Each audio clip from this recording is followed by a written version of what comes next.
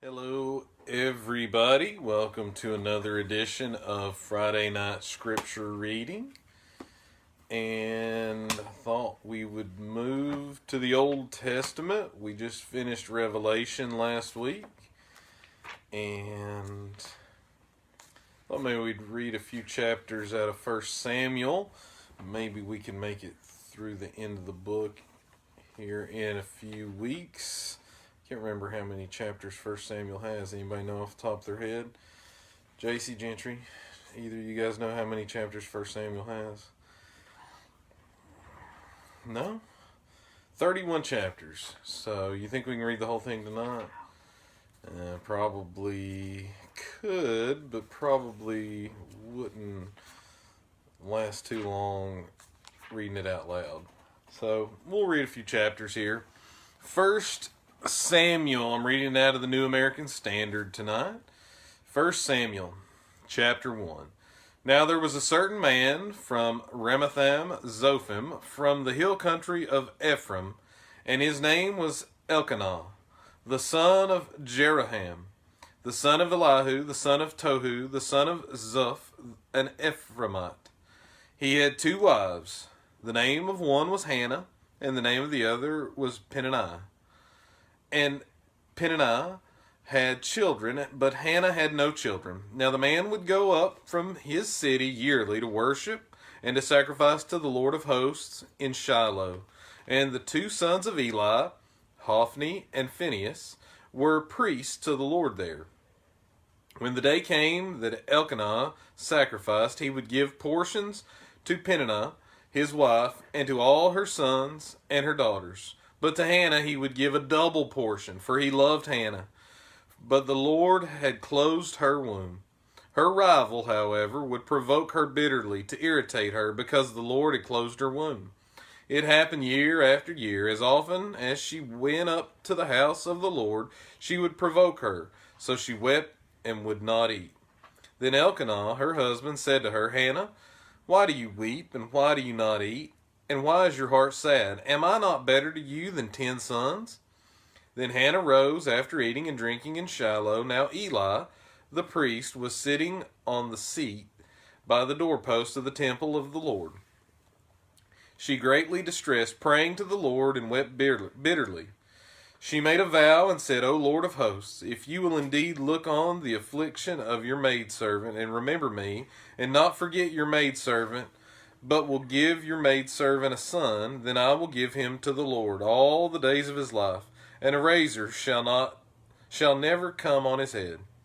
Now it came about, as she continued praying before the Lord, that Eli was watching her mouth. As for Hannah, she was speaking in her heart.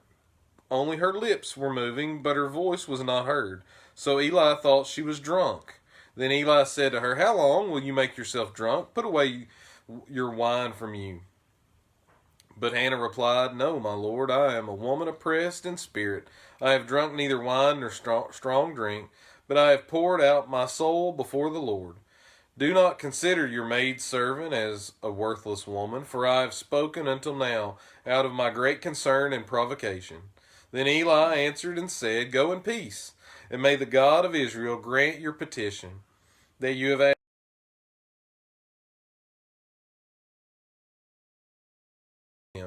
She said, Let your maidservant find favor in your sight. So the woman went her way and ate, and her face was no longer sad. Then they arose early in the morning and worshipped before the Lord, and returned again to their house in Ramah.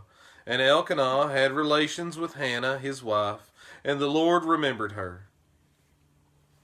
It came about in due time, after Hannah had conceived, that she gave birth to a son, and she named him Samuel, saying, Because I have asked him of the Lord. Then the man Elkanah went up with all his household to offer to the Lord the yearly sacrifice and pay his vow. But Hannah did not go up, for she said to her husband, I will not go up until the child is weaned. Then I will bring him, that he may appear before the Lord and stay there forever. Elkanah, her husband, said to her, Do what seems best to you. Remain until you have weaned him. Only may the Lord confirm his word. So the woman remained and nursed her son until she weaned him. Now when she had weaned him, she took him up with her, with a 3-year-old bull and 1 ephah of flour and a jug of wine, and brought him to the house of the Lord in Shiloh, although the child was young.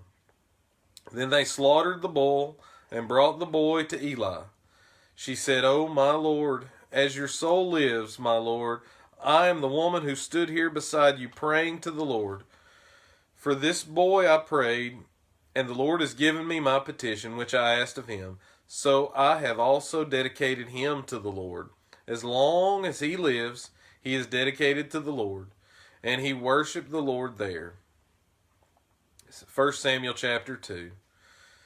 Then Hannah prayed and said, "My heart exults in the Lord, my horn is exalted in the Lord, my mouth speaks boldly against my enemies, because I rejoice in your salvation.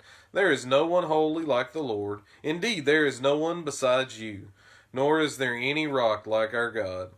Boast no more so very proudly. Do not let arrogance come out of your mouth, for the Lord is a God of knowledge, and with him actions are weighed. The bows of the mighty are shattered, but the feeble gird on strength. Those who were full hire themselves out for bread, but those who were hungry cease to hunger. Even the barren gives birth to 7, but she who has many children languishes. The Lord kills and makes alive. He brings down to Sheol and raises up. The Lord makes poor and rich. He brings low, he also exalts. He raises the poor from the dust. He lifts the needy from the ash heap, to make them sit with nobles and inherit a seat of honor. For the pillars of the earth are the Lord's, and he set the world on them. He keeps the feet of his godly ones, but the wicked ones are silenced in darkness. For not by might shall a man prevail. Those who contend with the Lord will be shattered. Against them he will thunder in the heavens.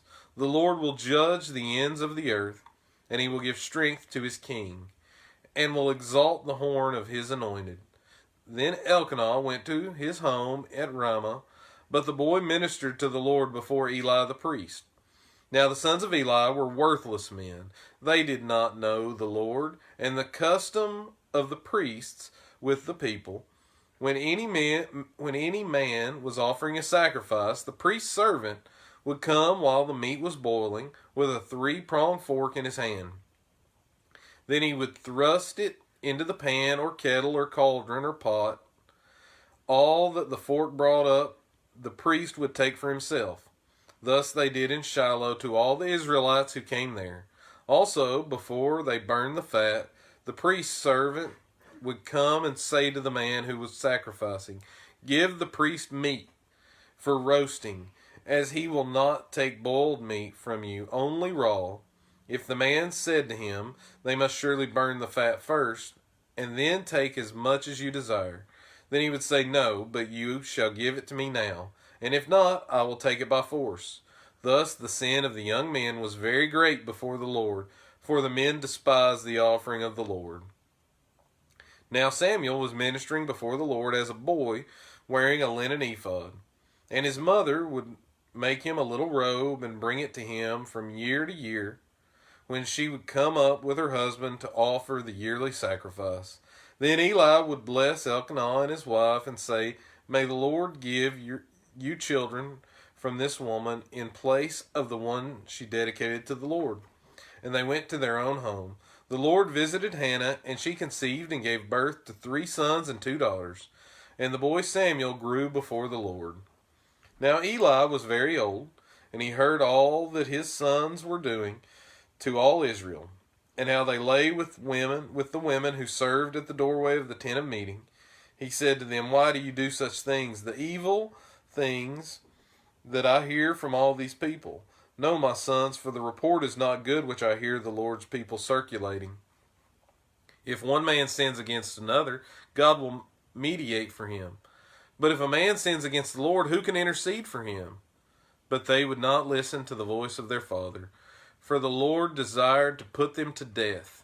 Now the boy Samuel was growing in stature and in favor, both with the Lord and with men. Then a man of God came to Eli and said to him, Thus says the Lord, Did I not indeed reveal myself to the house of your father when they were in Egypt in bondage to Pharaoh's house? Did I not choose them from all the tribes of Israel to be my priests, to go up to my altar, to burn incense, to carry an ephod before me? And did I not give to the house of your father all the fire offerings of the sons of Israel? Why did you kick at my sacrifice and at my offering, which I have commanded in my dwelling, and honor your sons above me by making yourselves fat with the choicest of every offering of my people Israel? Therefore, the Lord God of Israel declares, I did indeed say that your house and the house of your fathers should walk before me forever. But now the Lord declares, Far be it from me. For those who honor me I will honor, and those who despise me will be lightly esteemed. Behold, the days are coming when I will break your strength and the strength of your father's house, so that there will not be an old man in your house. You will see the distress of my dwelling, in spite of all the good that I do for Israel. And an old man will not be in your house forever, yet I will not cut off every man of yours from my altar, so that your eyes will fail from weeping, and your soul grieve, and all the increase of your house will die in the prime of life. This will be the sign to you, which will come concerning your two sons, Hophni and Phinehas. On the same day both of them will die. But I will raise up for myself a faithful priest, who will do according to what is in my heart and in my soul, and I will build him an enduring house, and he will walk before my anointed always.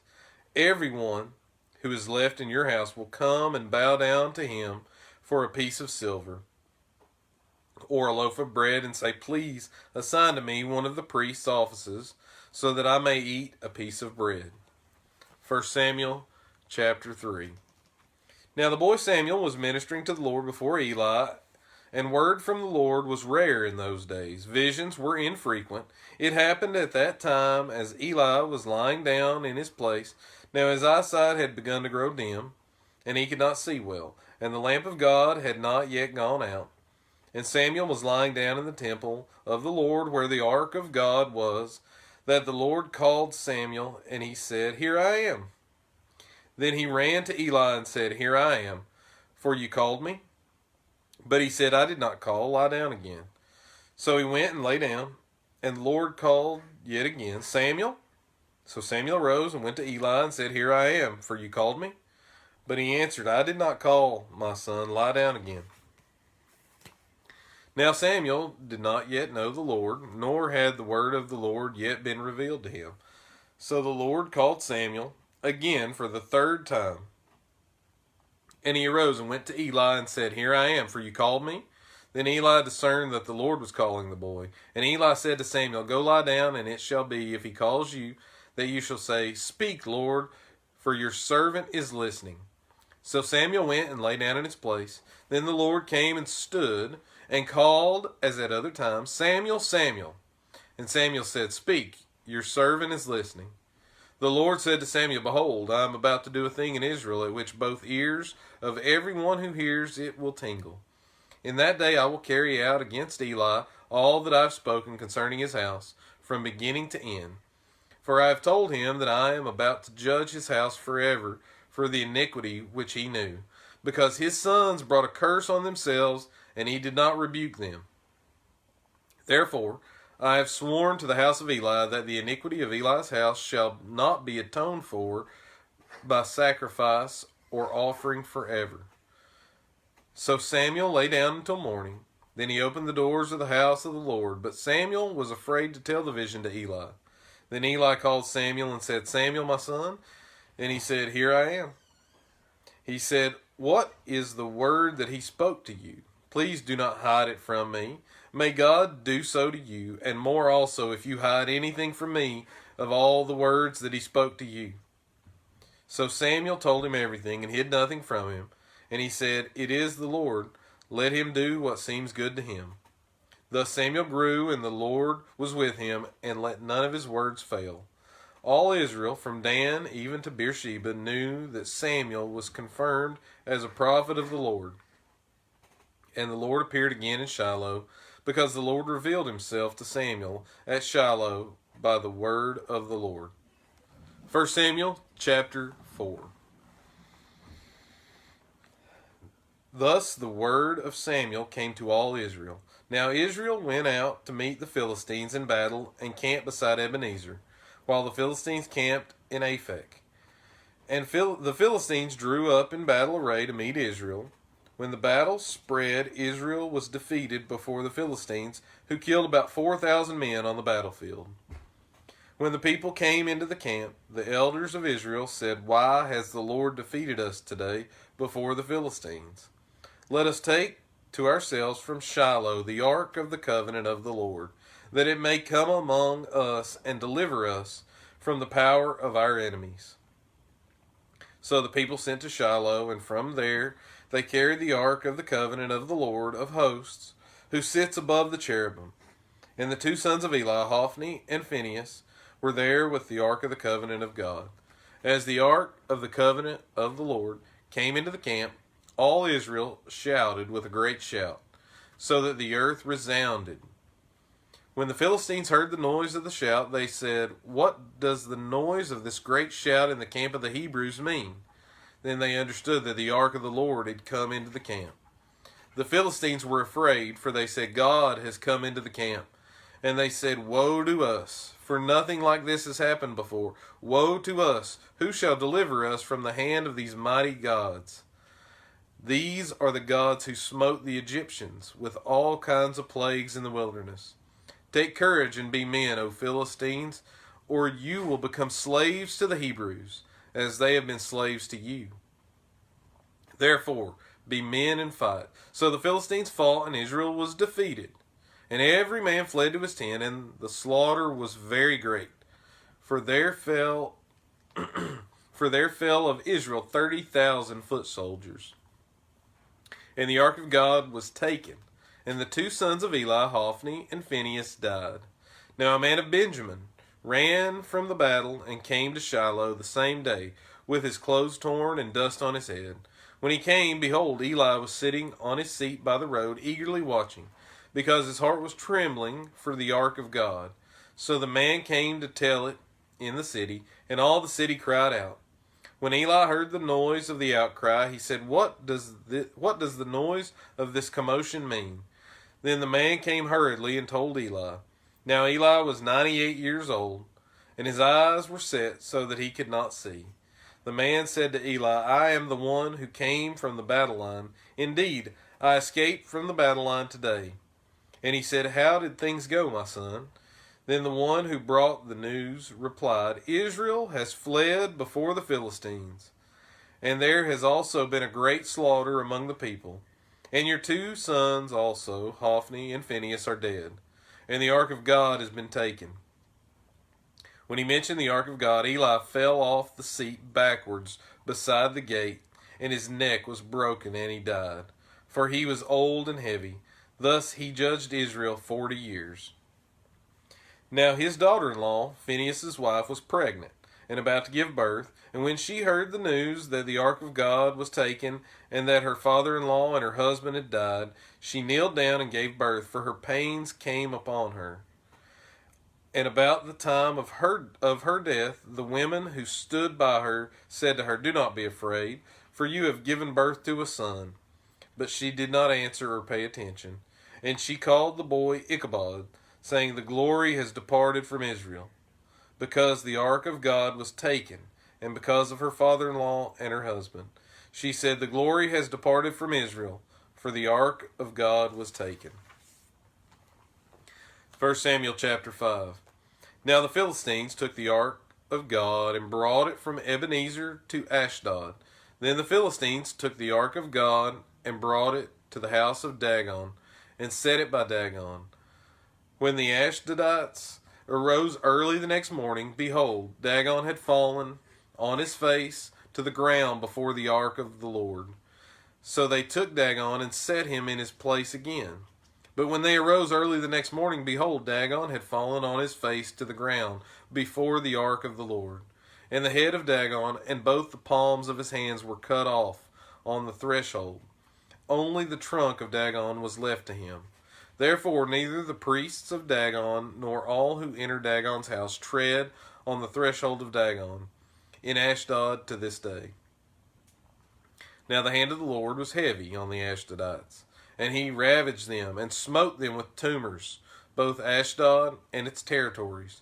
When the men of Ashdod saw that it was so, they said, The ark of the God of Israel must not remain with us, for his hand is severe on us and on Dagon our God. So they sent and gathered all the lords of the Philistines to them, and said, What shall we do with the ark of the God of Israel? And they said, Let the ark of the God of Israel be brought around to Gath. And they brought the ark of the God of Israel around. After they had brought it around, the hand of the Lord was against the city, and very great confusion. And he smote the men of the city, both young and old, so that tumors broke out on them. So they sent the ark of God to Ekron.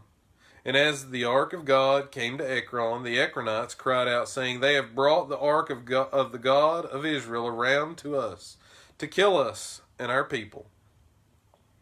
They sent, therefore, and gathered all the lords of the Philistines, and said, Send away the ark of the God of Israel, and let it return to its own place, so that it will not kill us and our people. For there was a deadly confusion throughout the city. The hand of God was very heavy there, and the men who did not die were smitten with tumors, and the cry of the city went up to heaven. 1 Samuel chapter 6. Now the ark of the Lord had been in the country of the Philistines 7 months. And the Philistines called for the priests and the diviners, saying, What shall we do with the ark of the Lord? Tell us how we shall send it to its place.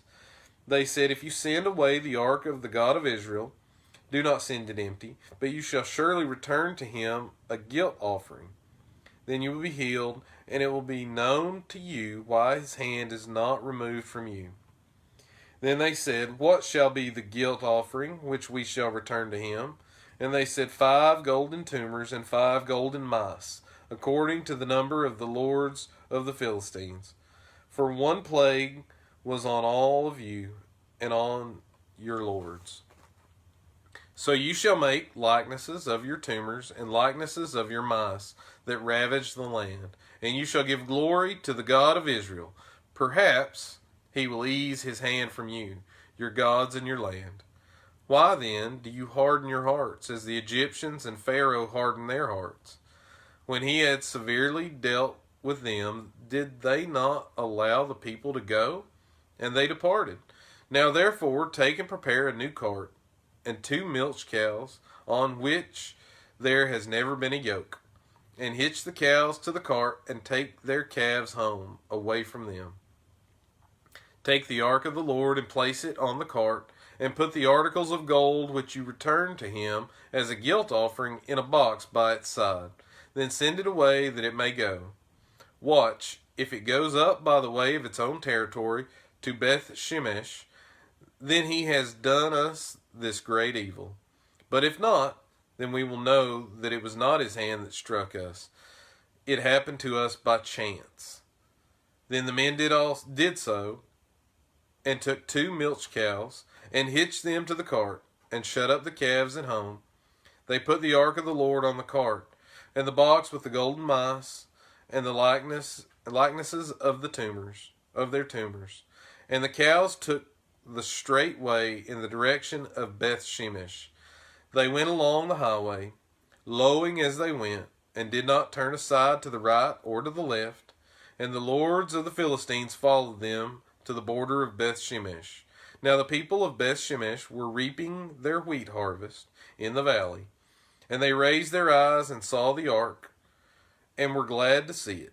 The cart came into the field of Joshua the Beth Shemite, and stood there where there was a large stone. And they split the wood of the cart, and offered the cows as a burnt offering to the Lord. The Levites took down the ark of the Lord, and the box that was with it, in which were the articles of gold, and put them on the large stone, And the men of Bethshemesh offered burnt offerings and sacrifices that day to the Lord. When the 5 lords of the Philistines saw it, they returned to Ekron that day. These are the golden tumors which the Philistines returned for a guilt offering to the Lord. 1 for Ashdod, 1 for Gaza, 1 for Ashkelon, 1 for Gath, 1 for Ekron. And the golden mice, according to the number of all the cities of the Philistines, belonging to the 5 lords, both the fortified cities and of country villages. The large stone on which they set the ark of the Lord is a witness to this day in the field of Joshua the Bethshemite. He struck down some of the men of Bethshemesh because they had looked into the ark of the Lord. He struck down of all the people 50,070 men. And the people mourned because the Lord had struck the people with a great slaughter. The men of Bethshemesh said, "Who is able to stand before the Lord, this holy God? And to whom shall he go up from us?" So they sent messengers to the inhabitants of Kiriath-Jearim, saying, "The Philistines have brought back the ark of the Lord. Come down and take it upon you." 1 Samuel chapter 7. And the men of Kiriath-Jearim came and took the ark of the Lord and brought it into the house of Abinadab on the hill, and consecrated Eleazar his son to keep the ark of the Lord. From the day that the ark remained in Kiriath-Jearim, the time was long, for it was 20 years, and all the house of Israel lamented after the Lord. Then Samuel spoke to all the house of Israel, saying, "If you return to the Lord with all your heart, remove the foreign gods from the Ashtoreth, from among you, and direct your hearts to the Lord, and serve him alone, and he will deliver you from the hand of the Philistines." So the sons of Israel removed the Baals and the Ashtoreth, and served the Lord alone. Then Samuel said, "Gather all Israel to Mizpah, and I will pray to the Lord for you." They gathered to Mizpah, and drew water, and poured it out before the Lord, and fasted on that day, and said there, "We have sinned against the Lord." And Samuel judged the sons of Israel at Mizpah. Now when the Philistines heard that the sons of Israel had gathered to Mizpah, the lords of the Philistines went up against Israel. And when the sons of Israel heard it, they were afraid of the Philistines. Then the sons of Israel said to Samuel, "Do not cease to cry to the Lord our God for us, that he may save us from the hand of the Philistines." Samuel took a suckling lamb and offered it for a whole burnt offering to the Lord. And Samuel cried to the Lord for Israel, and the Lord answered him. Now Samuel was offering up the burnt offering, and the Philistines drew near to battle against Israel. But the Lord thundered with a great thunder on that day against the Philistines, and confused them, so that they were routed before Israel. The men of Israel went out to Mizpah, and pursued the Philistines, and struck them down as far as below Bethkar. Then Samuel took a stone, and set it between Mizpah and Shin, and named it Ebenezer, saying, "Thus far the Lord has helped us." So the Philistines were subdued, and they did not come any more within the borders of Israel. And the hand of the Lord was against the Philistines all the days of Samuel. The cities which the Philistines had taken from Israel were restored to Israel, from Ekron even to Gath. And Israel delivered their territory from the hand of the Philistines. So there was peace between Israel and the Amorites. Now Samuel judged Israel all the days of his life. He used to go annually on circuit to Bethel and Gilgal and Mizpah, and he judged Israel in all these places.